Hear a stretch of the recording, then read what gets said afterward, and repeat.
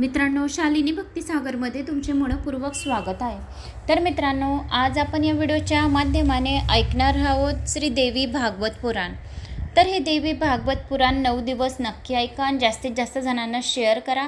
संपूर्ण माहिती या भागवत पुराणाची आहे की देवी नवरात्रमध्ये भागवत पुराणामध्ये एवढे छान वर्णन दिलेलं आहे। अगोदर पण मी मागच्या वर्षी तुम्हाला देवी भागवत पुराण श्रवण करवलं होतं, बऱ्याच काही लोकांनी ऐकलं मागच्या नवरात्रीमध्ये आणि आता आपण परत श्रवण करत आहोत। तर भाविक भक्तांनी शालिनी भक्तिसागर चॅनलला सबस्क्राईब करा, लाईक करा, ऑलवर क्लिक करा आणि जास्तीत जास्त जणांना शेअर करा। कुठून कोणत्या गावाहून तुम्ही माझा हा व्हिडिओ ऐकत आहोत, जशी कमेंट्स करत आहोत, बीड, देवरगाव, अहमदाबाद, नागपूर, बऱ्याच काही गावांच्या तुमच्या कमेंट्स येत आहेत। तर अशाच गावांच्या कमेंट्स करत राहा। जुन्नर, तर बरेच काही गावांच्या आहेत कमेंट्स, तर धन्यवाद। अशाच तुमच्या गावांच्या कमेंट्स करत राहा आणि माझा आत्मविश्वास वाढवत राहा। पुणे, नाशिक या साईडकन पण खूप काही कमेंट्स येत राहतात।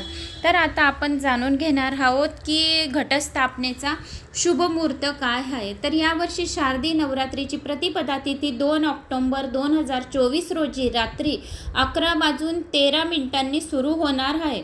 तर दुसऱ्या दिवशी 3 ऑक्टोबर रोजी दुपारी 1:19 समाप्ती होईल। तर आपल्याला उदया तिथीनुसार 3 ऑक्टोबरलाच आपल्याला लवकर ही घटस्थापना करून ज्योत लावायची आहे। 1:19 पहिले अगोदर आपल्याला ही ज्योत वगैरे लावून घ्यायची। तिथीनुसार 3 ऑक्टोबरपासून शारदीय नवरात्रीला सुरुवात होणार आहे। त्याच वेळी तो 12 ऑक्टोबर रोजी संपेल।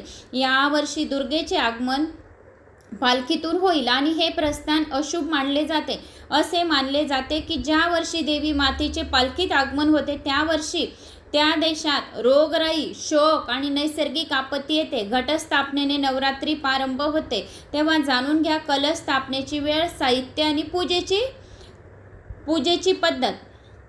शारदीय नवरात्रीच्या पहिल्या दिवशी कलशाची स्थापना केली जाते। यावर्षी घटस्थापनेचा शुभ मुहूर्त 3 ऑक्टोबर रोजी सकाळी 6:07 व 9:30 आहे। यानंतर अभिजित मुहूर्तावर सकाळी 11:37 ते 12:23 या वेळेत कलश स्थापना बसवण्यात येईल। तर हिंदू धर्मात सर्व शुभ कार्यात कलश स्थापित करणे महत्त्वाचे मानले जाते। हे सुख, समृद्धी आणि ऐश्वर्याचे प्रतीक मानले जाते। नवरात्रीमध्ये घटस्थापना करण्यासाठी घटस्थापना साहित्य: पंचपल्व, आंब्याची पाने, पिंपळाची पाने, वडाची पाने, गुळाचं पान आणि उंबरठ्याचे पान। पंचपल्व उपलब्ध नसल्यास आंब्याची पाने उपलब्ध करावी। याशिवाय देवीची मूर्ती किंवा फोटो, मातीचा दिवा, नाणे, गहू, ज्वारी किंवा सप्तधान्य, त्यासाठी स्वच्छ मातीचे भांडे, कुंकू, चिरंतन, ज्योतीसाठी मातीचा किंवा पितळीचा दिवा, लाल किंवा पिवळे कापड, गंगाजल, कापसाची वात, मध, कापूर, अत्तर, तूप, हळद, गूळ, उदबत्ती, नैवेद्य, सुपारीची पाने, नारळ आणि फुले। एका मोठ्या मातीच्या भांड्यात माती टाकून त्यात गहू, ज्वारी किंवा सप्तधान्याने दाणे टाका, त्यावर थोडे पाणी शिंपडा। आता गंगाजलाने भरलेल्या कलशावर रक्षासूत म्हणजेच लाल धागा बांधा। तसेच पाण्यात सुपारी, दुर्वा, अक्षदा आणि नाणे टाकावी। आता कलशाच्या काठावर 5 विड्याची पाने किंवा आंब्याची पाने ठेवावी। एक नारळ घेऊन त्याला लाल कपड्याने गुंडाळा, नारळावर लाल धागा बांधा। यानंतर कलश आणि धान्याचे मातीचे भांडे स्थापित करण्यासाठी चौरंग घ्या किंवा प्रथम जमीन पूर्णपणे स्वच्छ करा। त्यानंतर धान्याचे भांडे ठेवावे। त्यानंतर कलश स्थापित करा। नंतर कलशावर नारळ ठेवा। त्यानंतर सर्व देवी देवतांना आमंत्रण देऊन नवरात्रीची विधिवत पूजा करा। घट बसवल्यानंतर 9 दिवस देवघरात सकाळ संध्याकाळ आवश्यकतेनुसार अखंड ज्योत राहू द्यायची आणि त्याची काळजी घ्यावी। धान्याच्या मातीच्या भांड्यात पाणी टाकत राहायचे। तर असे हे शुभ मुहूर्त नवरात्रीचे आहे। तर मित्रांनो, आता आपण देवीचा नवरात्र उत्सवातील पूजेचा विशेष विधी काय आहे तर तो ऐकूया। सर्वांनी घरामध्ये महाकाली, महालक्ष्मी, महासरस्वती या मंत्राचा 108 वेळा जप नक्की करायचा। दररोज तुम्ही वर्षभर नाही करत, पण नवरात्रीच्या या 9 दिवसापर्यंत नक्की करायचा आहे। कारण की महाकाली, महालक्ष्मी, महासरस्वती म्हणजे तिघांची शक्ती खूप अगाध आहे आणि तिघांचा पावर खूप आहे। तर आईने आपल्या मुलांसाठी काही इच्छा असेल तर ते पूर्ण करण्यासाठी या तिघी माळांचा 108 वेळा जप करायचा आहे. नाही तर ओम ऐं ऐं क्लीं चामुंडाय उच्चै नमः असा जप 108 वेळा दररोज करायचा आहे. आपल्या मुलांच्या इच्छा कामनीपुरता अखंड सौभाग्याच्या प्राप्तीसाठी असा जप करायचा आहे. आणि सर्वांनी आपल्या कुलदेवतेची ओटी नक्की भरा. जर घट नाही पण बसत असतील तरी पण त्यांनी दिवा तरी लावा. उपवास नाही करत असतील, काही शक्य नसणार उपवास करणं, बरं नाही वाटत असणार, या तुमच्याने उपाशी नाही राहिलं जात तर पहिला आणि अष्टमी नक्की करा. 2 दिवस पण उपवास धरले तरी पण चालतात. आणि घट नाही बसत पण दिवा तरी लावायचा, कारण की अखंड ज्योत आपण 9 दिवस जर लावून राहिली आपल्या घरात तर कुलदेवता माता आपल्यावर तर प्रसन्नच होते. त्याशिवाय घरावरचे सर्व संकटसुद्धा दूर होतात आणि आपल्या मुलाबाळांचे सर्व इच्छा कामना पूर्ण होण्यासाठी मदत होते. तर दररोज तुम्ही त्या दिव्याकडे तुम्हाला वारंवार बघायचे. तेल कमी झालं तर तेल टाकायचे, काजळी आली असेल तर काजळी काढायची आहे आणि कुलदेवताच्या नावाने तुम्हाला तो दिवा लावायचा आहे. एक कुलदेवताचा फोटो, साधी सोपी पूजा कशी करायची, एक चौरंग ठेवायचा, त्यावर लाल कपडा मांडून घ्यायचा. लाल कपडा मांडल्यावर आपली कुलदेवताचा फोटो असेल तर तो, जर तुम्हाला माहीत नसणार तुमची कुलदेवता कोणती आहे तर तुम्ही कुठल्याही तुम्ही ज्याला भजत आहे, जी देवीवर तुमचा विश्वास असेल ती देवीचा पण तुम्ही फोटो ठेवू शकता. असं काही नाही आहे, कारण की आपले म्हणजे ती जी पण तुम्हाला माहीत नाही आहे पण तुमची जी पण देवी असेल, पूर्वजांना माहीत असेल या कोणाला माहीत असेल, पण तुम्ही 9 दिवसपर्यंत ज्या देवीची आराधना पूजा करत आहे तरी तुमच्या कुलदेवतेपर्यंत तुमची पूजा पोहोचून जाईल आणि दिवा अखंड लावलेला राहील. तर तुमचा दिवासुद्धा अखंड ज्योत देवीपर्यंत नक्की पोहोचेल. उपास नाही केला तरी चालेल, पण एक चौरंगावर एक देवीचा फोटो आणि 9 दिवसपर्यंत तुम्हाला तेलाचा अखंड दिवा चालू ठेवायचा आहे. ते दिव्यामध्ये कापूर टाकून द्या, कारण की कापूरने ऑक्सिजन भेटतं तर दिवा लवकर विझणार नाही आणि दिव्याची ज्योत अशी स्थिर चालू राहील. तिला हालचाल पण जास्त करू नये. एक डिशमध्ये माती घ्यायची ओली आणि ओल्या मातीवर दिवा ठेवून द्यायचा. चिकट मातीमुळे दिवा हलत नाही, दिवा हलायला बी नको 9 दिवस. जर आपण दिवा हलवला, चौरंग हलवला, फोटो हलवला, कलश हलवला तर देवी उठून जाते 9 दिवस. म्हणून जर स्थापना केली तर तिला जशीच्या तशी ठेवायची. पहिल्या दिवसाचा हार जर आहे घातलेला तर तो काढायचा नाही आहे, तो 9व्या दिवशीच आपल्याला काढायचा आहे. दररोज तुम्ही असा हार टाकला तर तो काढू शकता, पण पहिल्या दिवसाचा काढायचा नाही आहे तुम्हाला हार. आणि त्याशिवाय दररोज दूध साखरचं तरी नैवेद्य द्यायचं. साखरेचं द्या, नाही तर खोबरे आणि साखर टाकून तरी दररोज नैवेद्य सकाळी द्या. फलहार द्या, केळे वगैरे द्या. देवीला तुम्ही जशा भावनेने पूजा करणार तशी देवी तुमची त्वरित इच्छा कामना पुरी करेल. आणि जर घट नाही बसत आहे तर असा फोटो ठेवा, दिवा लावा अखंड ज्योतचा 9 दिवस. एक कलश घ्या, कलशची स्थापना करा. कलशाखाली थोडेसे तांदूळ टाका आणि आंब्याची नागिनची पानं, लवकर 9 दिवस खराब होतात. नसणार तर नागिनचे बी पानं ठेवू शकतात, पण आंब्याची मिळाली या अशोकाची मिळाली तर अतिउत्तम, कारण ते 9 दिवस चांगले टवटवीत राहतात. मग त्या नारळ ठेवा, नारळावर स्वस्तिक काढा. त्या अगोदर आपल्या मुख्य दरवाजाला हळदीचे लेपन करा. हळदीचे लेपन झाल्यानंतर आपल्या मुख्य दरवाजावर कुंकुवाने स्वस्तिक काढा. शुभ लाभ लिहा. काही बी कार्याची सुरुवात ही शुभ लाभाने गणपतीच्या नावाने होते. आणि आपल्या चौरंगावर पण 2 नागिनचे पानं ठेवा, त्यावर सुपारी ठेवा आणि गणपती बाप्पाची आराधना म्हणून ती सुपारी ठेवा. अशी तुम्हाला साधी सोपी फक्त 3-4च वस्तू तुम्हाला ठेवायची आहे. मग त्यानंतर तुमची इच्छा की तुम्हाला काय काय तिथे मांडणी करायची असेल, जास्त बी करू शकतात. पण ज्यांच्याने जास्त सेवा नाही होत त्यांनी फक्त आपल्या कुलदेवतेची मूर्ती, कुलदेवताचा फोटो, कळस आणि दिवा खाली राहील. तो काही चौरंगावर राहणार नाही. एक अलग छोटं पाट ठेवा दिव्यासाठी स्पेशली. आणि लॅम्प असेल तर तो झाकायचा त्याच्यावर, म्हणजे दिवा सुरळत चालेल. आणि गरम पण होत आहे तर पंखा पण चालू राहील. तर अशी तुम्ही नवरात्रीची साधी सोपी पूजा करू शकता. तर देवी नवरात्र उत्सवातील पूजेचा काय विशेष विधी आहे हा देवी भागवत पुराणातील आपण सर्व माहिती, ही संपूर्ण माहिती आपण भागवत पुराणाचीच घेणार आहे. कारण देवी भागवत पुराण हे अत्यंत महत्त्वाचं आहे. ज्याच्या जन्मे खूप काही जन्माचं पुण्य आहे त्यालाच हे देवी भागवत पुराण ऐकायला मिळेल. सहजासहजी देवी भागवत पुराण कुणालाच ऐकायला मिळणार नाही. 18 पुराणांमध्ये सर्वात श्रेष्ठ हे देवी भागवत पुराण आहे. श्री गणेशाय नमो नमः. जन्मजयाने व्यासांना प्रश्न केला होता की महाराज, नवरात्री पर्व असेल तेव्हा काय काय केले पाहिजे, विशेष करून शारदीय नवरात्रीचा विधी आम्हाला सांगा. त्याचे फळ कोणते, पूजा करण्याचा विधी कसा असतो, द्विजराज, ते सर्व मला विस्तारपूर्वक विस्तारपूर्वक समजावून सांगा असे विचारले. मग व्यास म्हणाले, राजा नीट ध्यान देऊन ऐक. नवरात्र पूजेच्या कल्याणकारी विधी सांगतो. शरद ऋतूतील नवरात्रात तो आवर्जून करावा. तसाच वसंत ऋतूतील नवरात्रात सुद्धा प्रीतीपूर्वक करावा, कारण हे दोन्ही ऋतू सर्वकरिता यमद्रष्ट असे सांगितले आहे. शरद ऋतू आणि वसंत ऋतू हे प्राण्यांसाठी असह्य आहेत.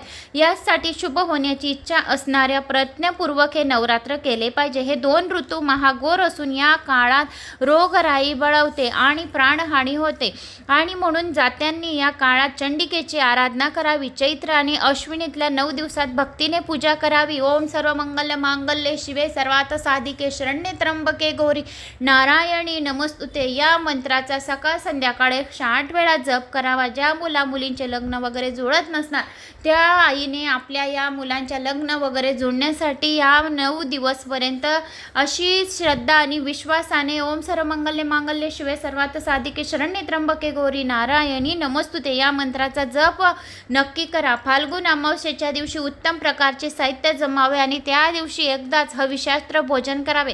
चांगले सपाट जागी मंडप उभारावा. तो 9 हात लांब आणि 7 हात रुंद असावा. रंगबिरंगी पताकांनी तो सजवावा. मग पिवळी माती आणि गाईचे शेण असे मिश्रण करून तो सारवावा. मंडपाच्या मधोमध एक वेदी तयार करावी. तसेच 4 हात लांब रुंदी 1 हात उंची असेल अशी व्यासपीठ बनवावे. तोरण लावावे वगैरे मंडपीने सजवावा. छताला मधोमध एक चांदवा लटकावा. आणि मग देव तंत्रातील जाणकार ब्राह्मणांना रात्रीच बोलावून आणावेत. ते आचरशील वेदज्ञ असावेत. प्रतिपदेला भल्या पहाटे उठून विधीपूर्वक स्नान करावे. नदी, तलाव, विहीर किंवा घरातच आंघोळ करावी. नित्यकर्म आटपून घ्यावीत. नंतर सर्व ब्राह्मणांची 16 उपचारांनी पूजा करावी. त्यांना पूजेची सुपारी द्यावी. आपल्या ऐपतीप्रमाणे कापड व अलंकार द्यावेत. जर सामर्थ्य असेल तर मुळीच कंजूषपणा करू नये. ब्राह्मण संतुष्ट असतील तर कार्यसिद्धी होण्याची निश्चित असते. देवी चरित्राचे पाठ 1, 2, 3, 5 अथवा 9 ब्राह्मणांकडून करून घ्यावेत. 1 ते 13 सप्तशतीचे अध्याय जेवढे महत्त्वाचे आहे तेवढेच देवी भागवत पुराण महत्त्वाचं आहे. जो कोणी एक देवी भागवत पुराण पण ऐकेल तरी पण त्याला सप्तशती पाठ ऐकल्याचे पुण्यफळाची प्राप्ती होईल. एकच आहे, देवी भागवत पुराण ऐकले काय आणि सप्तशतीचे पाठ केले काय. कारण की हे पुराण आहे. पुराणातील ह्या गोष्टी काय काय पुराणांमध्ये निघतात तर ते तुम्हाला नवीन नवीन याच्यातून माहिती मिळेल. म्हणून हे देवी भागवत पुराण जास्तीत जणांना आपल्या व्हॉट्सअप ग्रुपवर शेअर नक्की करा. तर आता कसे करावे? ब्राह्मणांकडून करून घ्यावे. पारायण शांत ब्राह्मणांकडून करावे. वेदमंत्रांनी स्वस्ती वाचन करावे. वेदीवर एक सिंहासन ठेवावे. त्यावर रेशमी वस्त्र अंथरावे. त्यावर 4 हात शस्त्रे अशी असावीत. अंबिकेची प्रतिमा ठेवावी. रत्न अलंकार परिधान केलेली, मोत्याच्या माळा लिहिलेली, दिव्य वस्त्र नेसलेली, शांत व प्रमाणबद्ध अंगकाठी असलेली अशीच मूर्ती असावी. त्यांच्या हाती शंख, चक्र, गदा व कमळ असून हिच्या सिंहाच्या पाठीवर बसलेली असावी. आणि अशी मूर्ती कल्याणकारी असते. नाहीतर मग 18 हातांची मूर्ती बसवावी. तिच्या हाती शंख, चक्र, गदा व कमळ असून ती सिंहाच्या पाठीवर बसलेली असावी. अशी मूर्ती कल्याणकारी असते. नाहीतर मग 18 हातांची मूर्ती बसवावी. आणि समज मूर्ती नसेल तर हरकत नाही. अशा वेळी मग सिंहासनावर समंत्रक देवी यंत्राची स्थापना करावी. त्या शेजारी कलश ठेवावा. 5 प्रकारचे पाने त्यात घालावी. तीर्थजल भरून त्यात सोने व रत्ने घालावीत. पूजेचे साहित्य व्यवस्थित मांडून ठेवावे. वाद्यांचा गजर चालू असावा. हस्त नक्षत्रयुक्त तिथी अगर नंदा तिथी असल्यास अतिउत्तम. प्रतिपदेच्या दिवशीची पूजा ही सर्व मनोकामना पूर्ण करणारी असते. अगोदर संकल्प करावा. नंतर पूजेला आरंभ करावा. संपूर्ण दिवसभर उपास करावा. रात्री जगदंबा माताची आरती प्रार्थना करावी. ते पार पाडण्यास तुम्हाला मदत कर. शक्य असतील तेवढे नियम पाळावे. मंत्र उपचारांनी पूजा करावी. चंदन, अगूर, कापूर अशी सुगंधित द्रव्ये, त्याचप्रमाणे सुवासिक फुले उदाहरणार्थ मंदार, करज, अशोक, चापा, लाल कणेरी, मालती, ब्राह्मी, बेलाची फळे तसेच धूप, दीप वगैरे अर्पण करून जगत जननीची पूजा करावी. अनेक प्रकारची फळे द्यावीत. नारंगी, संत्री, फणस, माळुंग, केळी, डाळंबे वगैरे सर्व देवीला फळे अर्पण करावी. भक्तिपूर्वक केलेल्या अन्नदानाचे यात फार मोठे महत्त्व आहे. आणि ज्यांना मांसाहार प्रशस्त आहे त्यांनी पशूचा बळी द्यावा. रेडा, बकरा नाहीतर डुक्कर बळी द्यावा. देवीसाठी जे पशु मृत्यू पावतात त्यांना साक्षात स्वर्गाची प्राप्ती होते. तो विधी हिंसा म्हणून गणला जात नाही. यज्ञातील पशुवध अहिंसाचे आहे. याबद्दल सर्व शास्त्राचे एकमत आहे. कारण देवतेला अर्पण केलेले पशु स्वर्गात जातात. हवनासाठी जे कुंड करणार तो त्रिकोणाकार असावे. त्रिकोणी आकार हा शुभ असतो. नित्य अंतरिकाळ पूजा करावी. देवी प्रसन्नतेसाठी गीत, संगीत, नृत्याची पूजा योजना करावी. रोज जमिनीवर झोपावे. वस्त्रालंकार, भोजन, तांबूल, उपचारांनी दररोज कुमारी पूजन करावे. रोज एक कुमारी पूजा करावी. अथवा वाढवून म्हणजे पहिल्या दिवशी 1, दुसऱ्या दिवशी 2 अशी रोज एक वाढवावी. नंतर 9व्या दिवशी 9 कुमारी पूजाव्या किंवा रोज 9 पूजल्या तरी ते प्रशस्त आहे. 1 वर्षाची वयाची कुमारी पूजू नये, कारण तिला चव, वास वगैरे जाणीव नसते. राजा शक्ती यज्ञामध्ये कंजूशी कधी करू नये.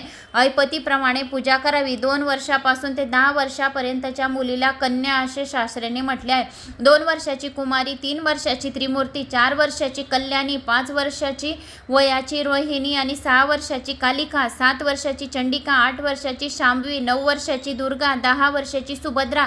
यापेक्षा जास्त वय असेल तर सर्वथा वर्ज्य आहे. तर अशा या वयाच्या कुमारिकांची पूजा करावी. नाम मंत्रांनी पूजा करावी. आता त्या पूजेचे फळ ऐक. जो कुमारिकांची पूजा करतो तर त्यांचे फळे ऐका. कुमारी पूजेमुळे दुःख व दारिद्र्य यांचा नाश होतो, तसेच शत्रूंचा नाश होतो. आयुष्य, शक्तिवाढ हे फळ आहे. त्रिमूर्तीच्या पूजनाने दीर्घ आयुष्य व धर्म, अर्थ, काम यांचा लाभ होतो. धन धान्य वृद्धी होते, वंशवृद्धी होते. ज्याला विद्या, यश व शत्रूवर विजय हवा असेल त्याने सर्व कामदायिनी कल्याणीची पूजा करावी. वैर्याला नष्ट करण्याची इच्छा असणाऱ्याने कालिका मातेची पूजा करावी. ऐश्वर्य व संपत्तीसाठी चंडिका मातेची पूजा करावी. राजाला वश करून घ्यायचं असेल तर शांभवीची पूजा करावी. त्यामुळे दुःख, दारिद्र्य यांचा नाश होतो. आणि युद्धात विजय हवा असेल त्याने 3 वर्षाच्या कन्याची पूजा करावी. क्रूर क्षत्रीचा घात करण्यासाठी, इतर अशाच प्रकारच्या उग्र कायाच्या सिद्धीसाठी, तसेच परलोकी सुख मिळावे अशी इच्छा असेल तर दुर्गा देवीचे पूजन करावे. सुभद्रेचे पूजन केल्यामुळे सर्व मनोकामना पूर्ण होतात, रोग निवारण होते. आणि रोहिणीचे पूजन करणे आवश्यक आहे. भक्तिपूर्वक मनापासून शिरस्तू या मंत्राने पूजा करावी. श्रीयुक्त मंत्राने अगर दुसऱ्या कोणत्याही मंत्राने पूजा करावी. जी सहज लीला मात्रे करून कुमार तत्वाची निर्मिती करते, ब्रह्मदेव आणि सर्व देवांना उत्पन्न करते, त्या कुमारीची मी पूजा करतो असे राजा म्हणाला. मग ही कुमारी देवीच्या पूजेचा मंत्र आहे. आता इतरांच्या पूजा काली म्हणवण्याचे मंत्र कोणते आहे ते सांगतो. जी सत्व आदी गुणाच्या योगाने त्रिमूर्ती स्वरूप आहे, नाना रूपिणी अशी त्रिकाल व्यापिनी त्रिमूर्ती शक्तीची मी पूजा करतो. भक्तांचे नित्य कल्याण करणारी म्हणून जिची उपासना केली जाते ती सर्व कामदा कल्याणीची पूजा करतो. पूर्वजन्मातील सचिंत कर्माच्या बीजांनी जिच्यामुळे अंकुर फुटतात त्या रोहिणी नावाच्या देवाची मी आता पूजा करतो. कल्पांत समयी सर्व स्थावर आणि जंगम विश्वाची नष्ट करतो त्या कालिकेची मी पूजन करतो. चंडमुंडांचा नाश करणारी, दुर्घट अशा पापांचा नाश करणारी, विराट स्वरूपिणी अशी चंडिका तिची मी पूजन करतो. आहुतेपणे जी प्रकटते त्या सुख देणाऱ्या शांभवीची पूजा करतो. जे निज भक्तांना घोर संकटातून वाचवते त्या सर्व देवांना जी जाणता येणे शक्य नाही त्या दुर्गा नावाच्या देवीची मी पूजा करतो. अभद्र गोष्टीचा नाश करून भक्ताचे नेहमी शुभ करतो अशा सुभद्रा देवीची मी पूजा करतो. प्रत्येक स्वरूपांचे पूजन करत्यावेळी प्रत्येकाचे कुमारिकाचे पूजन करावे. त्याने गंध, फूल, माळा, वस्त्र, अलंकार, सुगंधित अत्तरे अर्पण करावी. याच्याने आपल्याला नवरात्रीचे उपास केल्याचे पुण्य फळाची प्राप्ती होते. ज्यांनी उपास नाही बी केले आणि निस्ते हे श्रवण सुद्धा केले तरी सुद्धा त्यांना नवरात्रीच्या पूजेचे पूर्ण फळाची प्राप्ती होईल. तर नवरात्रीचे हा व्रत केल्यामुळे कोणते फळाची प्राप्ती होते तर ते आता आपण ऐकूया. आईने ह्या मंत्राचे नक्की रोज सकाळ संध्याकाळ ओम ऐं ऐं क्लीं चामुंडाय उच्चै नमः या मंत्राचा जप नक्की करा. आणि आईने आपल्या मुलांसाठी हे देवी भागवत पुराण श्रवण करा. कुठल्याही इच्छा कामना आपल्या मुला बाळांसाठी नक्की पूर्ण होतील. ज्यांना संतान नाही त्याला संतान प्राप्ती होईल, ज्याला धनाची इच्छा आहे त्याला धनाची प्राप्ती होईल, आणि ज्या मुलींना चांगल्या वर हवा असेल तर त्याला मनजोगा वर प्राप्त होईल. तर अशा या देवी भागवत पुराणाच्या नक्की श्रवण करा. ज्या इच्छा असतील तुमच्या, आई भगवती 9 दिवस आपल्या सोबतच असते, आपल्या हृदयात असते, आपल्या आत्म्यात असते. आपण ज्या भावनेने देवीची पूजा आराधना करू त्या भावनेने देवी आपल्याला फळ मिळवते. म्हणून सर्वांनी भाविक भक्तांनी या देवी महात्म्याचे देवी भागवत पुराणाचे श्रवण पठन केल्याने आपले सर्व दुःख दारिद्र्य दूर होते. आणि आपले 7 जन्माचे जर पित्तर नरकात पडलेले असतील तर ते पित्तर सुद्धा मोक्षाची प्राप्ती मिळते. दुःख दारिद्र्य 7 जन्माचे दूर होते असे या देवी भागवत पुराणामध्ये सांगितले. आता नवरात्री व्रत केल्यामुळे कोणते फळाची प्राप्ती होते ते ऐकूया. व्यासांनी पुढे सांगावयास आरंभ केला. ते म्हणाले, कुमारी पूजनासाठी ज्या कन्या आवश्यक आहेत त्यांची लक्षणे ऐका. प्रथम वर्ज कन्यांची लक्षणे सांगतो. कुष्ठरोग निरोगी शतविषित असलेली, अंगाला दुर्गती येणारी, अपंग, नीच कुळातील कन्या नसावी. तसेच ती जन्मदा असेल, तिरळी, कुरूप असेल, अंगावर फार केस असलेली, रोगी, तसेच मासिक पिरियडमध्ये असेल, रजोदर्शन होणारी नको. कृश शरीराची, पूर्ण दिवस भरण्यापूर्वी जन्मलेली झालेली, या विधवेची मुलगी, अविवाहित स्त्रीला झालेली मुलगी, या सर्व कन्या योग्य नाहीत. आता पूजेसाठी योग्य कन्या कोणत्या हवा ते ऐका.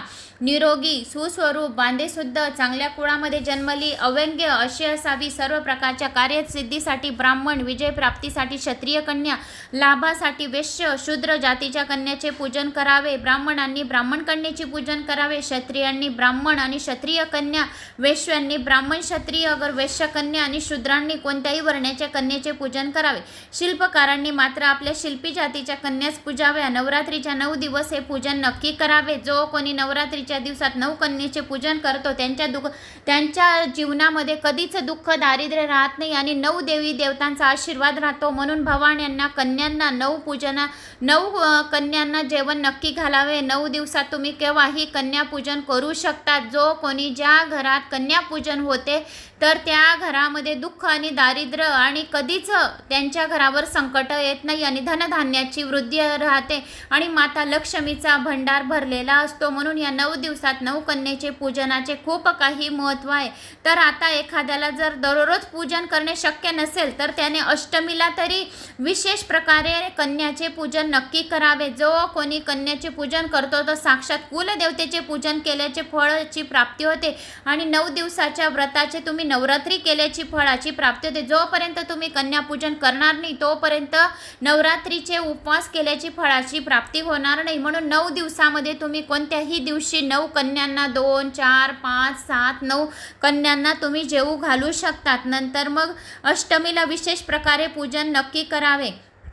कारण असे की पूर्वदक्षाच्या यज्ञाचा विध्वंस करण्यासाठी कोट्यावधी योगिनीसह भद्रकाली प्रकट झाली होती. ती अष्टमी तिथीच होती म्हणून भद्रकाली प्रकट झाली होती अष्टमी तिथीला. म्हणून नवरात्रीमधील अष्टमी तिथीचे विशेष महत्त्व आहे. त्या दिवशीची जी पूजा करावायची त्यामध्ये जास्तीत जास्त उपचार असावे. सांग संग्रहित पूजा करून खिरीचे हवन करावे. क्षत्रियांसाठी रक्तमासाचे बलिदान हवन हे प्रशस्त आहे.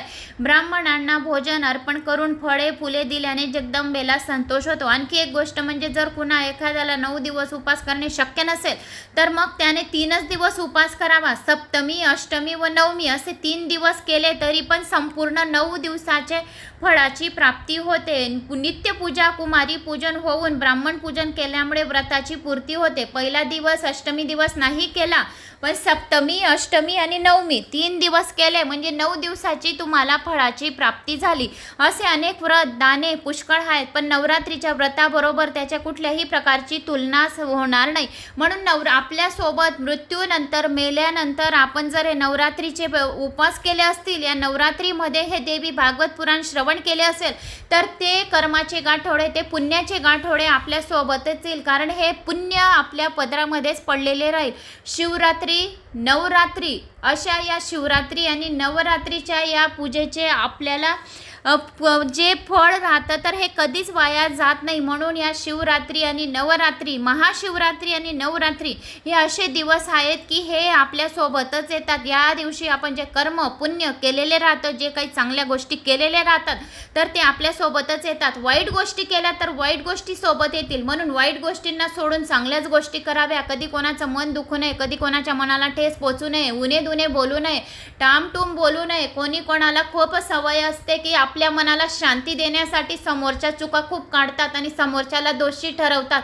समोरच्याची चूक नसताना पण तुम्ही तुमच्या मनाला शांतीसाठी तुम्ही समोरच्याला उणे दुणे बोलतात आणि त्याला रिकामे काने टोमणे ऐकवतात. तर हे न करता ह्या नवरात्रीच्या 9 दिवस कोणाच्याही आत्मा दुखू नये. जर तुम्ही उपवास करताय आणि जर तुम्ही कोणाचा आत्मा दुखावला तर तुमचे उपास केलेले काहीच फायद्याचे नाही आहे. मौन व्रत धारण करावे. मौन व्रत धारण करण्यापेक्षा कोणाला आनंद देण्याचा प्रयत्न करावा.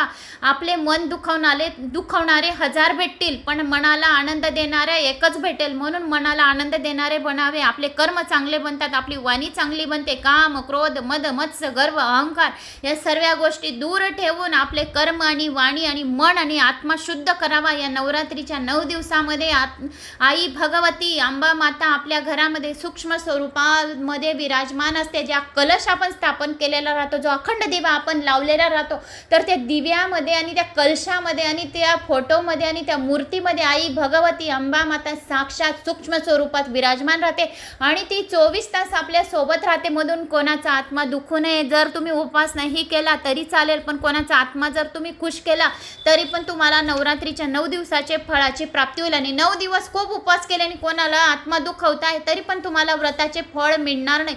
म्हणून या 9 दिवसात होऊ शकेल तेवढं कोणालाही तुम्ही खुश ठेवण्याचा प्रयत्न करावा, आनंदित ठेवण्याचा प्रयत्न करावा. कोणी दारी येईल या 9 दिवसात तर तुम्हाला या 9 दिवसात त्या दारी आलेल्या तुम्हाला पोटभर खायला द्यायचे, पाणी प्यायला द्यायचे, कोणाला निर्मुखी जाऊ द्यायचे नाही आणि भले बुरे बोलायचे नाही आहे.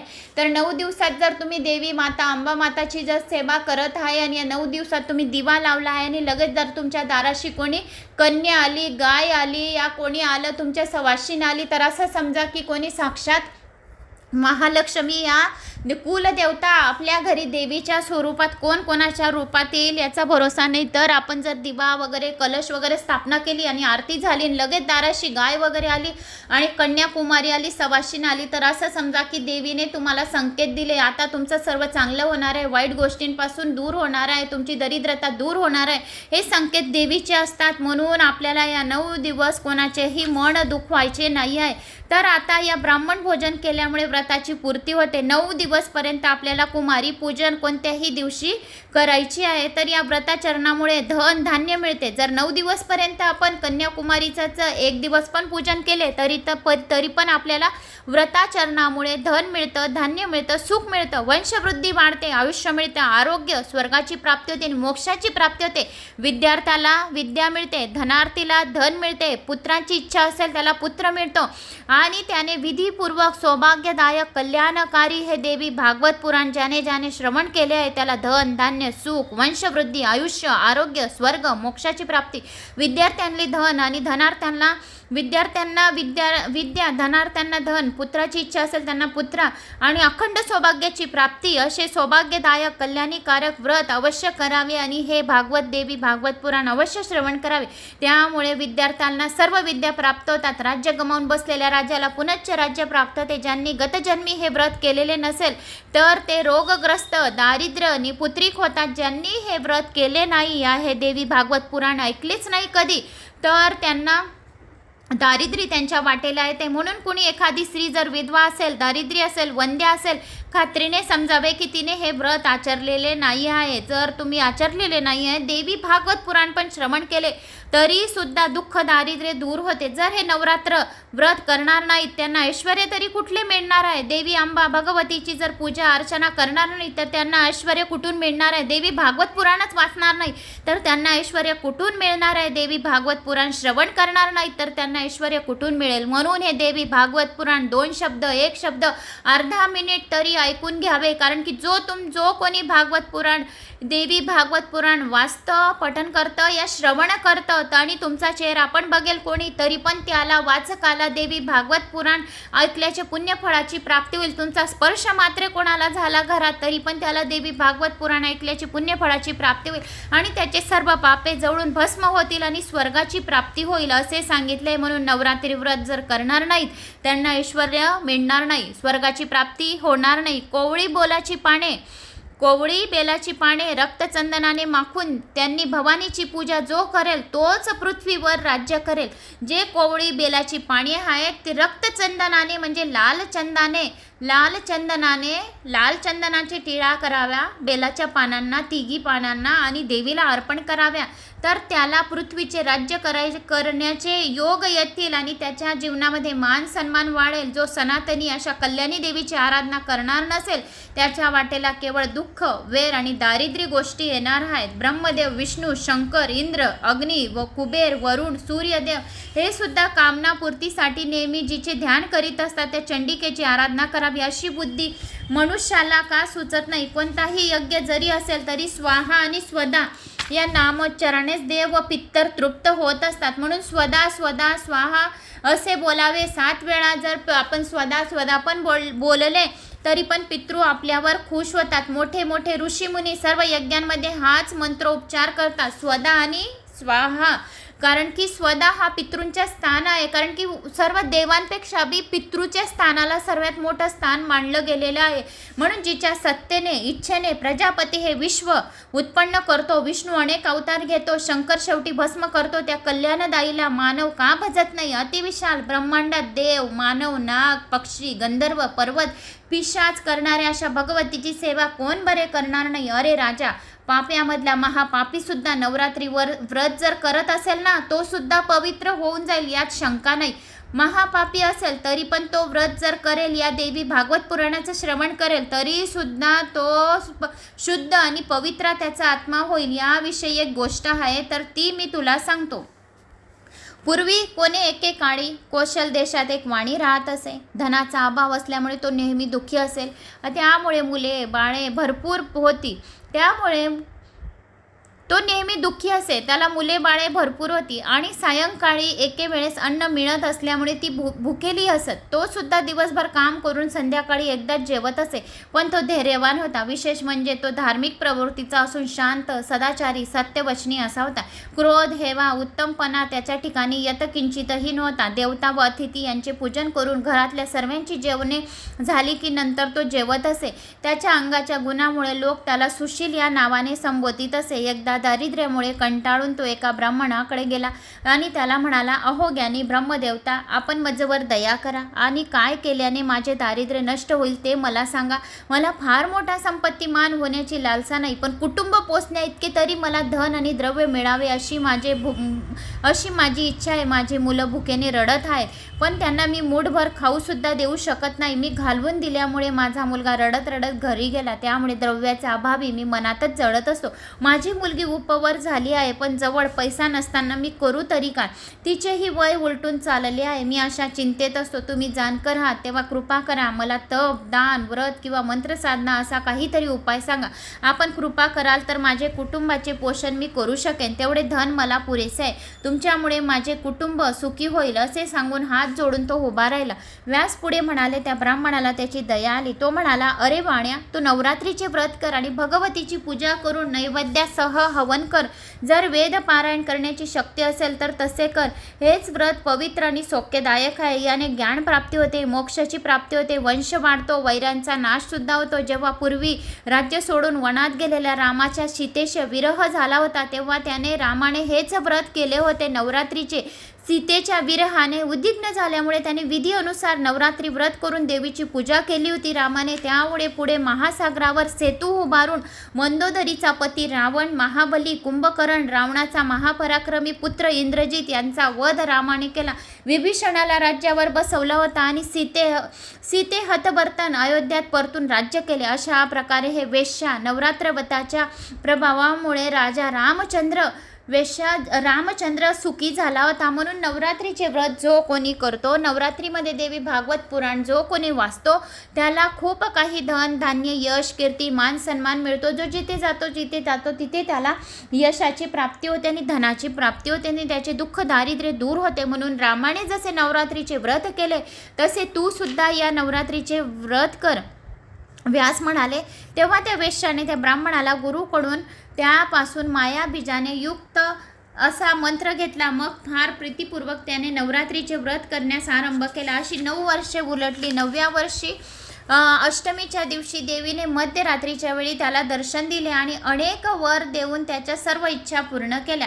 जन्मजयाच्या प्रश्नावरून व्यासाने त्याला रामचरित्र सांगतात. आता जन्मजयाने कुतूहलाने विचारले, रामाने देवीचे व्रत कशा प्रकारे केले? तो राज्यभ्रष्ट होण्याला कारण काय घडले आणि सीताहरण कशामुळे झाले? त्या व्यास सांगू लागले. अयोध्यामध्ये पूर्वी दशरथ नावाचा राजा राज्य करीत होता. तो सूर्यवंशी असून देव ब्राह्मणांचा मान ठेवीत असे. त्याला 4 पुत्र झाले होते. त्याचे नाव राम, लक्ष्मण, भरत, शत्रुघ्न अशी होती. रूप गुणांनी पित्याप्रमाणे होती. कौसल्याचा पुत्र राम, कैकईचा भरत, सुमित्रेचे 2 जण लक्ष्मण आणि शत्रुघ्न असे होते. लहानपणीच ते 4ही धनुर्विद्येत निपुण होते. त्यांच्यावर राजाने सर्व संस्कार केले होते. एकदा विश्वामित्र ऋषी आले. त्यांनी यज्ञ रक्षणासाठी रामाची मागणी केली. तेव्हा तो 16 वर्षाचा होता. दशरथाने रामाबरोबर त्यांचा भाऊ लक्ष्मण यालाही पाठवला. ते देखणे राजपुत्र विश्वामित्र सह चालले असताना वाटेमध्ये त्यांनी भयंकर अशा ताटका ताडका राक्षसीनेचा वध केला. रामाने एकाच बाणाने तिला मारले. नंतर पुढे आश्रमात गेल्यावर सुबाहू दैत्य मारला आणि मारीचिनीला तर बाणाच्या स्पर्शानेच दूरवर फेकून दिला. अशा प्रकारे यज्ञाचे रक्षण करण्याचे महत्त्व कार्य. मग ते दोघंही विश्वामित्रांनी मिथिलेकडे गेले आणि मार्गात त्यांनी शापित अहिल्याला शापमुक्त केले. नंतर फिरत फिरत ते मिथिलेत येऊन पोहोचले. मग तिथे स्वयंवर प्रसंगी रामाने जनकाने ठेवलेल्या शिवधनुष्याचा भंग केला आणि लक्ष्मीच्या अंशाने जन्मलेल्या सीताचा विवाह केला. जनकाने आपली उर्मिला नावाची दुसरी मुलगी लक्ष्मणाला दिली. जनकाचा भाऊ कुशध्वज याने 2 कन्याचा विवाह भरत आणि शत्रुघ्न यांच्याशी करून दिला. अशा तऱ्हेने त्या 4 भावांचा विवाह मिथिलेशी झाला. जेव्हा ते अयोध्येत परतले तेव्हा राजाने ज्येष्ठ पुत्र रामचंद्र याला राज्य अभिषेक करावा असे ठरवून तशी तयारी सुरू केली. ती तयारी होत असलेली पाहून कैकेयी राणीने पूर्वी दिलेल्या वरांची राजापाशी मागणी केली.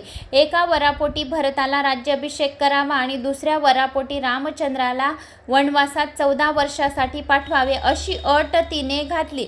रामचंद्राने पित्याचे वचन शिरोधार्य मानले. तो राक्षसांनी भरलेला दंडक नावाच्या अरण्यात निघून गेला. त्याच्याबरोबर सीता व लक्ष्मण हे सुद्धा गेले.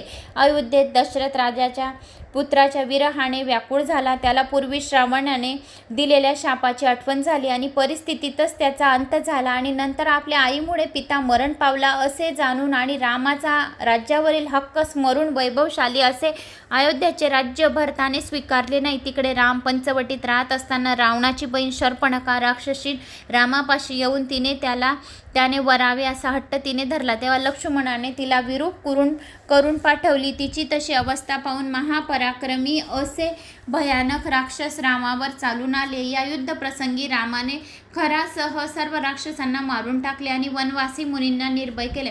विरूप अशी शर्पणखा त्वरित लंकेत गेली आणि तिने रावणाला खर व दूषण यांच्या वधासहित साध्य हकीकत सांगितली. ते ऐकून तो मुळात दुष्ट स्वभावी असा रावण संतापाने पेटून उठला आणि तसाच रथ जोडून तो मारीच्या राक्षसाशी आश्रमीशी गेला.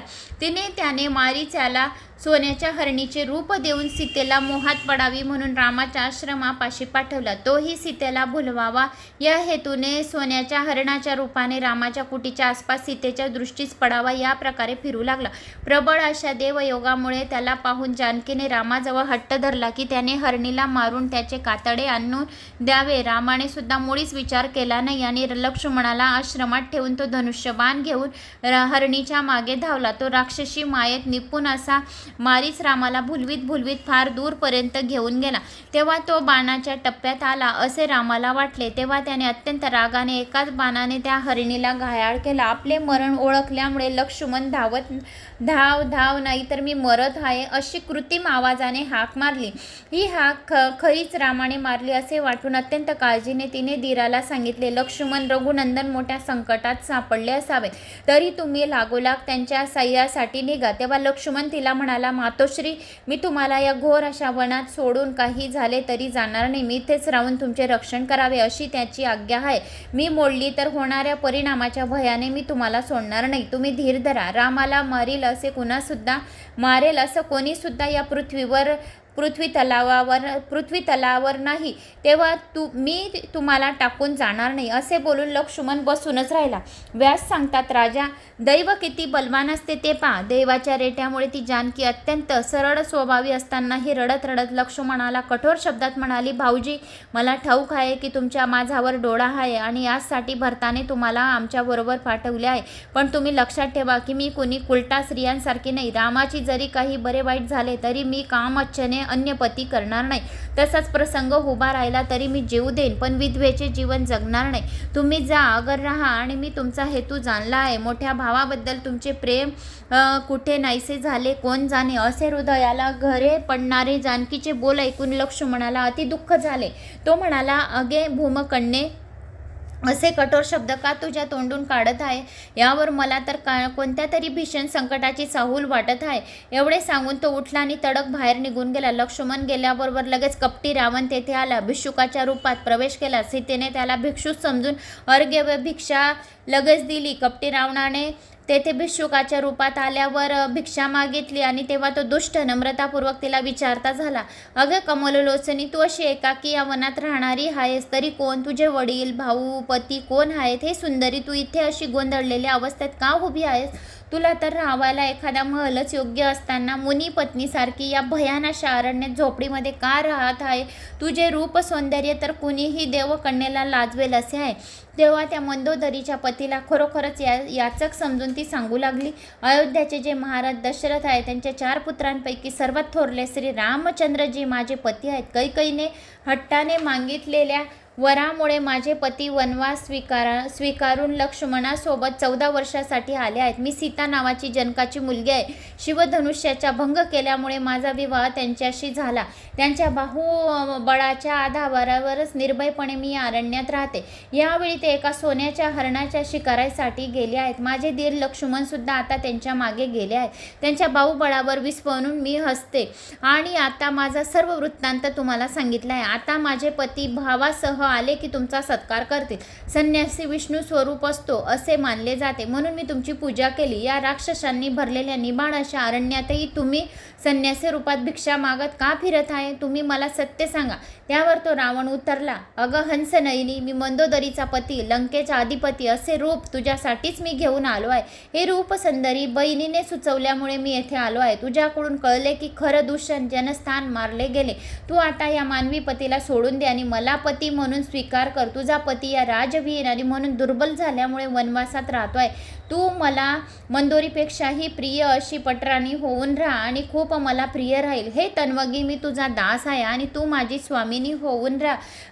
मी त्रिभुवनातील एकूण एक लोकपालांना जिंकणारा, पण यावेळी तुझा पाया पडतो की जानकी, माझा हात हाती घे आणि मला सनात कर.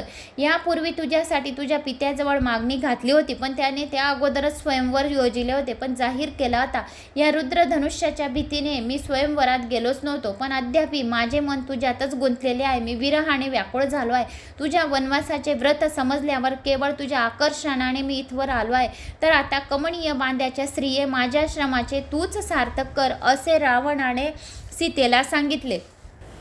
सीतेसाठी रामाचा शोक आणि लक्ष्मण व राम यांचा संवाद. व्यास म्हणाले, रावणाचे ते उद्धट भाषण ऐकून जानकी भीतीने थरथर कापू लागली. तरीही मनाशी मोठा धीर करून ती म्हणाली, अरे पुलिस्त कुलोत्मना, तू काम वासनेने पछाडलेला आहेस. तू हे काय बोलतो आहेस? आता तू मुकाट्यापणे लंकेला परत जा, नाही तर मग राम तुला मारतील. मी कुणी चवचवाल स्त्री नव्हे, तर जनक राजाच्या कुळातील आहे. माझ्यामुळे तुझे मरण निश्चित ओढवेल. असे सांगून ती आत हवनकुंडापाशी जाऊन बसली आणि लोकविजयी रावणाला जा जा असे सांगू लागले.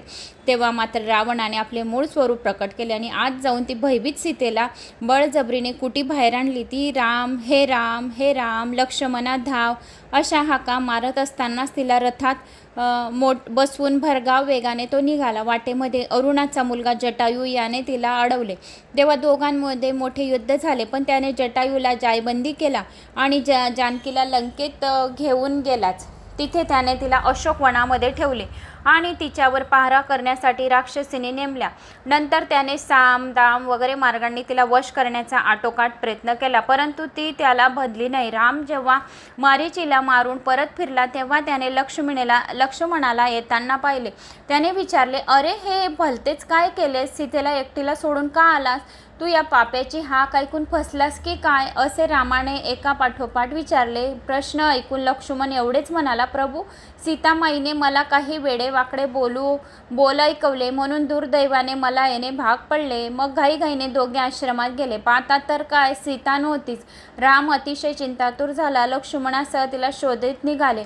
त्यांना वाटेत मरणोमुख झालेला जटायू दिसला. तो कसाबसा श्वासोश्वास करीत होता. त्याने रामाला सांगितले की सीतेला रावण उचलून घेऊन गेला. मी त्याच्याशी युद्ध केले, पण त्याने दृष्टाने मला मारले. एवढे सांगून होताच त्याचा प्राण जटायूने सोडला. रामाने जटायूचे अंत्यसंस्कार स्वतः केले. लक्ष्मणासह तो पुढे निघाला. वाटेत एका कबंद नावाच्या मस्तकाविरहित दैत्याला मारून शापमुक्त केले. त्याने सांगितल्याप्रमाणे रामाने पुढे सुग्रीवाशी मैत्री केली. सुग्रीवाचा भाऊ वीर वाली यांनी मारून राज्य सुग्रीवाला दिले, पण जानकीला सोडवण्यासाठी मदत करावयाची अशी अट मात्र घातली. त्यावेळी नेमका पावसाळा सुरू झाल्यामुळे नगराबाहेर प्रसन्न नावाचा पर्वतावर ते दोघे भाऊ राहिले. तेथे तो जानकीला कशी मुक्त करावी याचाच विचार करीत होता. एकदा तो निराश होऊन भावाला म्हणाला की लक्ष्मणा, कैकेयीचे मनोरथ सफल होतील असे चिन्ह दिसतात. जर जानकी मिळाली नाही तर मी प्राणच सोडीन आणि अयोध्यात परत जाणार नाही. माझे राज्य गेले, वनवासी झालो, वडिलांचे छत्र पण हरपले आणि पत्नीचा विरह नशिबी आला असे रामाने म्हटले आणि हे दुष्ट दैव मला छळत आहे. आणखी यापुढे माझ्यासमोर कोणते ताट वाढून येणार आहे कोण जाणे, असं राम लक्ष्मणाला म्हणाला.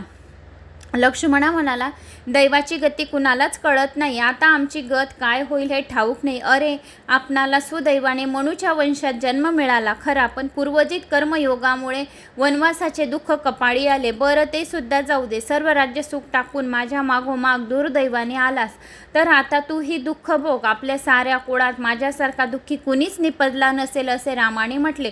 माझ्याप्रमाणे दारिद्र्य आणि हतबल सुद्धा कोणीही नसेल, होणार देखील नाही. अरे, अशा असहाय्य परिस्थितीमध्ये मी काय करू? धनसंपदा नाही, सेनाबल नाही, तुझ्याशिवाय कुणी साथी नाही. मी राग तरी कुणावर करणार नाही. इंद्रासारखे वैभव संपन्न राज्य एका क्षणात हातून निसटून गेले आणि वनवासी झालो. खरोखर विधात्याचा हेतू कोण जाणेल? तारुण्य सुलभ स्वभावाप्रमाणे सीता आमच्याबरोबर आली. तिच्या नशिबात क्रूर दैवाने केवढे भयंकर दुःख उत्पन्न करून ठेवले. या पतिव्रतेचे दिवस रावणाच्या कैदेत कसे जात असतील. ती माझ्यावर एवढे एकनिष्ठेपणे प्रेम करत होती. रावणाच्या कुठल्याही भूलपाथांना ती बळी पडणार नाही. ती स्वराचीही नाही. जर रावणाने सक्ती करण्याचा प्रयत्न केला तरी ती जीव देईल आणि जर तसे घडले तर मग मीही जिवंत राहणार नाही हे निश्चित समज. अरे, तिचे विना जगण्यात तरी काही अर्थ नाही. असे बोलून राम हताश होऊन बसला आणि लक्ष्मणाला मनाची व्यथा सांगत होता. आणि त्याची ती अवस्था पाहून लक्ष्मण त्याला धीर देत म्हणाला, हे अजानुभाऊ, हे राम मोठे भाऊ, असा घाबरून धीर सोडू नकोस. मी एकटेच त्या नीच राक्षसाला मारून सीतेला घेऊन येईल आणि काळ अनुकूल व प्रतिकूल कसाही येवो, जे धैर्य सोडित नाही तेच खरे धैर्यवान आहेत.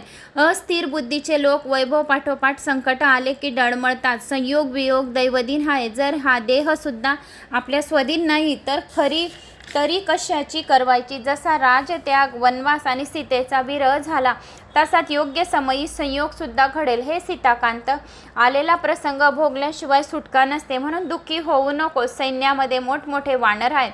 ते चारी दिशांना जाऊन जानकीचा शोध लावतीलच. मग मार्गातील परिस्थितींचा विचार करून आणि तिथे जाऊन पराक्रम करून आणि पाप्याचा वध करून जानकीला घेऊन येऊ. किंवा आणखी एक मार्ग आहे, तो असा, आपण भरत व शत्रुघ्न यांना सैन्यासह बोलवावून घेऊ व शत्रूचा निपात करू. असा शोक करण्याचे काही कारण नाही. एकच रथ असताना रघुने सर्व दिशांना विजय मिळवला होता. मग त्याच्याच वंशातील तू का दुःखी होतोस? मी एकटा सुद्धा सर्व देव व दैत यांना जिंकण्यासाठी पुरे आहे. मग तू जोडीला असताना रावणाचे परिपात्य करून ही मोठी कठीण गोष्ट आहे काय? रावणाला मारू. सुखामागून दुःख, दुःखामागून सुख ठेवलेच आहे. चाकाच्या आर्याप्रमाणे सुख आणि दुःख असतात, एकानंतर एक अशा क्रमाने फिरत नेहमी येत असतात. जो स्थिर मनाचा असतो तोच या सुखदुःखाच्या प्रसंगी डगमगून जातो आणि सुखी होत नाही. हे प्रभू, एक वेळ अशी आली होती की इंद्र पदच्युत झाल्यामुळे व नहुषाची इंद्रपती स्थापना सर्व देवतांनी केल्यामुळे दुःखी झाला होता आणि तो अज्ञावत पत्करून कमळाच्या देठातून कितीतरी वर्ष लपून राहिला होता. इंद्राणीचा भोग घेण्याची इच्छा त्याने केली होती आणि ब्राह्मणांचा अपमान केला म्हणून अगस्त्य मुनीच्या शापावून त्याला सहस्र छिद्रे पडले होते. तेव्हा तो सुद्धा डगमगून अजगर होऊन पडला होता. तेव्हा हे रामा, तू सर्वज्ञ आहेस. दुःखी प्रसंगी असा शोक करीत नशिबाला दोष देऊन देत बसू नको. उलट अशा प्रसंगी बुद्धिमान पुरुषाने मनपूर्वक प्रयत्नाची कास धरून मन घट्ट करावे. अरे भगवंता, तू सर्व जाणणारा आणि सामर्थ्यान आहे. कुणा एखाद्या अज्ञानी सामान्य माणसाप्रमाणे का दुःखी होतोस आहे? व्यास म्हणाले. लक्ष्मणाने जेव्हा अशा प्रकारे निरनिराळी उदाहरणे देऊन रामाला धीर दिला तेव्हा मग रामचंद्राचा शोक दूर झाला आणि उत्साह निर्माण झाला. नारदाची रामाशी भेट, रामाला नवरात्री व्रत करण्याचा उपदेश आणि रामांकडून रावणाचा वध कसा झाला. व्यास पुढे म्हणाले, अशा प्रकारे ते दोघे भाऊ वार्तालाप करीत होते. तेवढ्यात आकाश मार्गाने तेथे नारद मुनी प्रकट झाले. त्यांच्या हातात वीणा होती आणि मुखाने बृहत रतंतर साम गायन चालू होते. त्यांना पाहून रघुनाथ उठून उभा राहिला आणि हात जोडून त्यांचे स्वागत केले. आसन, अर्घ्य, पाय धुवायला पाणी दिले, यथासांग पूजन केले. नारदांनी अनुज्ञा दिल्यावर त्यांच्यासमोर मर्यादा राखून बसला. नारदांनी त्यांच्या चिंताग्रस्त चेहरा पाहून बोलावयास प्रारंभ केला. ते म्हणाले, रामा, तू एखाद्या सामान्य मानवासारखा दुःखी का होतो? जानकीला त्या पापी रावणाने पळवली ही गोष्ट मला ठाऊक आहे. मी स्वर्गात असे ऐकले की रावणाचा अंत जवळ आल्यामुळेच त्याला अशी दुर्बुद्धी झाली आहे. रामा, तुझ्या जन्मच मुळी रावणवधाच्या उद्देशाने झालेला आहे आणि याच कारणामुळे त्याने जानकीला पळवण्याचे कृत्य केले आहे. पूर्वी एका जन्मात हीच सीता एक मुनिकन्या होती. ती त्या वनामध्ये तप करीत असलेली अशी रावणाच्या दृष्टीस पडली. त्यावेळी हे राघवा, रावणाने आपल्याशी लग्न करण्यासाठी तिला फार आग्रह केला, परंतु तिने त्याला झिडकारले. तेव्हा त्याने रागाच्या भरात तिच्या केसांना धरून ओढली. तिने त्यावेळी देह त्याग करावा असा विचार केला आणि रावणाला शाप दिला. अरे दुष्ट पाप्या, मी पुनश्च तुझा नाश करण्यासाठी म्हणून या पृथ्वीवर जन्म घेईन असे बोलून तिने प्राणत्याग केला. पुढे योग्य समय आला तेव्हा ती लक्ष्मीच्या अंशाने पुन्हा जन्मास आलेली आहे. त्या राक्षसाने तिचे हरण केले खरे, पण कुळाच्या नाशासाठी त्याने पुष्पमाला समजावून जणू नागिनच गळ्यात घातली आहे. रामा, तुझा जन्म राक्षसांचा विनाश व्हावा यासाठी या पोटी झालेला आहे. देवांनी प्रार्थना केल्यामुळे खरे तर अजन्म असतानाही हरीच्या अंशाने तू जन्माला आला आहेस. तू धीर सोडू नकोस. तू धार्मिक पण परस्वाधीन. सीता अहोरात्री तुझे चिंतन करीत काळकंठित आहे. स्वतः इंद्राने तिला कामधेनूचे दूध पिण्यासाठी पाठवले होते. ती पिऊन ती भूक व तहान यावर विजय मिळवून राहिलेली आहे. मी पाहिले आहे. रामा, आता मी तुला त्या दैत्याचा नाश करण्याचा उपाय सांगतो. श्रेष्ठ असा अश्विन महिना आता जवळ आलेला आहे. तेव्हा तू नवरात्री व्रत कर. 9 दिवस उपवास करून भगवतीची पूजा कर. जप हवन केल्यामुळे सर्व यश मिळेल. भगवतीच्या संतोष निमित्त यज्ञ पशूचा बळी दिल्यामुळे तुझे सामर्थ्य शतगुणित होईल. पूर्वी हेच व्रत विष्णू आणि शंकर यांनी केले होते. ब्रह्मदेव आणि इंद्र यांनीही हेच व्रत आचरले होते. सुखी मनुष्यासुद्धा हे कल्याणकारी नवरात्री व्रत केले पाहिजे. ज्यांना सुखी पाहिजे, शांती पाहिजे, कल्याण करायचं आहे, सर्व सिद्धी प्राप्त करून घ्यायचे आहे, धन, यश, कीर्ती सर्व काही पाहिजे, आपल्या मुलाबाळांच्या इच्छा पूर्ण करण्यासाठी हे नवरात्री व्रत केले पाहिजे. आणि नवरात्री व्रत बरोबर हे नवरात्रीचे देवी भागवत पुराणाचे श्रवण केले पाहिजे. जो कोणी देवी भागवत पुराणाचे हे श्रवण पठण करतो, या रामाचा चरित्राचा महिमाचा अध्याय ऐकतो, त्याचे सर्व पापे जळून भस्म होतात आणि त्या व्यक्तीला स्वर्गाची प्राप्ती होते आणि त्याच्या इच्छा त्वरित पूर्ण होतात. म्हणून ओम ह्रीं गौरीयै नमः या मंत्राचा जप जो कोणी नवरात्रीमध्ये करेल त्याला सर्व सिद्धी प्राप्त होतील आणि आपल्या मुलांच्या सर्व इच्छा कामना पूर्ण होतील. अखंड सौभाग्याची प्राप्ती होईल असे स्वतः इंद्राने रामाला सांगितले. म्हणून हे कल्याणकारी नवरात्री व्रत आहे आणि जो नवरात्रीमध्ये रामाचा या मंत्राचा जप करेल त्याला सर्व सिद्धी लवकरात लवकर प्राप्त होतील. हनुमान चालीसाचं पठण करेल तरी सुद्धा त्याला सर्व सिद्धी लवकरात लवकर प्राप्त होतील. ओम रामदूताय नमः. ओम रामदूताय नमः. ओम श्री रामदूताय नमः. जो कोणी या मंत्राचा 108 वेळा ज्या घरात जप केला जातो तेथे भूत पिशाच कुठलीही बाधा राहत नाही. आणि जो कोणी रामाच्या जय श्रीराम असे जर जे मुलं घाबरत असतील या खूप काही झोपेमध्ये उठून बसत असतील या त्यांना काही भीती वाटत असेल तर त्यांच्या कानामध्ये फुंक मारून ओम श्री रामदूताय नमः, ओम श्री रामदूताय नमः, जय श्रीराम असं बोलून फुंक मारून द्यायची. म्हणजे ते मुलं घाबरणार नाही. तर असे या मंत्राचा जप करायचा असे इंद्राने स्वतः या देवी भागवत पुराणामध्ये सांगितले आहे. म्हणून तू नवरात्रीचे व्रत कर. तसेच अभागी मनुष्यांनी तर अवश्य केलेच पाहिजे. मी तुला निसंशय सांगत आहे की हेच व्रत विश्वामित्र, भृगु व वसिष्ठ यांनीही केले होते. जेव्हा बृहस्पतीची पत्नी चंद्राने पळवली होती तेव्हा त्या देवगुरूने सुद्धा हेच व्रत केले होते. तू सुद्धा रावणाच्या नाशासाठी हे व्रत कर. वृत्तासुराच्या वधासाठी इंद्राने आणि त्रिपुरा नाशासाठी शंकराने हे नवरात्रीचे व्रत केले होते. मधु दैत्याच्या नाशासाठी हरीने हे व्रत केले होते. तेव्हा हे रामा तू सुद्धा उत्साहपूर्वक नवरात्रीचे 9 दिवसाचे व्रत कर. याच्याने तुझ्या सर्व लवकर इच्छा पूर्ण होतील आणि सीता तुला परत मिळेल असे सांगून इंद्राने सांगितले की तू हे व्रत कर. मग त्यावेळेस रामाने विचारले, हे दयानिधी ही कोणती देवी आहे? तिचे महात्म्य कोणते आहे? तिची उत्पत्ती कुठून झाली आहे? तिचे नाव काय आहे? तिचे व्रत करण्याची पद्धत कशी आहे? हे मला समजावून सांगा. मला नवरात्रीचे व्रत कसे करता हे मला माहीत नाही, कारण सर्व तुम्ही जाणत आहोत. रामाच्या या प्रश्नाने नारदांनी उत्तर दिले. नारदांनी सांगितले, राघवा नीट ऐक. ती आद्यशक्ती आहे, सनातनी आहे, शक्ती नित्य आहे. तिची पूजा केल्यावर ती दुःखांचा नाश करून सर्व मनोकामना पूर्ण करते. ब्रह्मदेवासकट सर्व जीवांची तीच मूळ कारण आहे. तिच्या विना कुणी साधी नाही, हालचालही करू शकणार नाही. माझ्या पित्याजवळ असलेली निर्मिती शक्ती तीच आहे, विष्णूंची पालन शक्ती तीच आहे, रुद्राची संहार शक्ती ही तीच आहे. जे जे काही या ब्रह्मांडात आहे ते सर्व तिनेच उत्पन्न केले आहे. तर तिला कोण उत्पन्न करणार? आरंभी जेव्हा ब्रह्मा, रुद्र, विष्णू, सूर्य, इंद्र, देव एवढेच नव्हे तर ही पृथ्वीही अस्तित्वात नव्हती, पर्वतही नव्हते, असे सर्व शून्यमय होते. तेव्हा ती निराकार रूपा शक्ती आदिपुरुषासह विराजमान होती. नंतर तीच सगुण रूपिणी झाली आणि जगाला तिने उत्पन्न केले. ब्रह्मा वगैरे सर्वांना निर्माण करून सर्व प्रकारची शक्ती दिली. तिला जाणले तर प्राणी संसाराच्या बंधनातून सुटतो. तीच वेदांच्याही आधीपासूनची आणि वेदांच्याही जन्मदात्री अशी परमाविद्या आहे, हे तू समजून घे. ब्रह्मदेवासहित सर्वांनी गुणकर्मानुसार तिची असंख्य नावे कल्पली आहेत. ती किती म्हणून सांगू? 11 पासून तर श पर्यंत, अक्षरापर्यंत सर्व वर्णांपासून आरंभ होणारी तिची नावे आहेत. राम म्हणाला नारदाला, मला सर्व काही सांग, की कशी नवरात्रीची पूजा करता, विधी कसा करायचा, सर्व काही तू सांग. तेव्हा नारद म्हणाला की रामा तू घाबरू नको, मी तुला सर्व काही थोडक्यात सांगेल. मग देवर्षी नारद म्हणाले, तिचा पूजाविधी थोडक्यात सांगा, म्हणजे मी श्रद्धेने तिची आराधना करेन. नारद सांगू लागले, आधी एक समतल अशी जागा जगदंबेची प्रतिष्ठापना करावी. विधी अनुसार नवरात्री व्रत कर. मी स्वतः या कर्मासाठी आश्चर्य होईन. देवकार्य पार पाडण्यासाठी मीही हातूर आहे. व्यास म्हणाले, नारदाच्या सांगण्याप्रमाणे रामाने देवी व्रताची तयारी केली. एक सुंदर असे सिंहासन करून त्यावर देवी मूर्ती बसवली. व्रताचरणाचा संकल्प केला.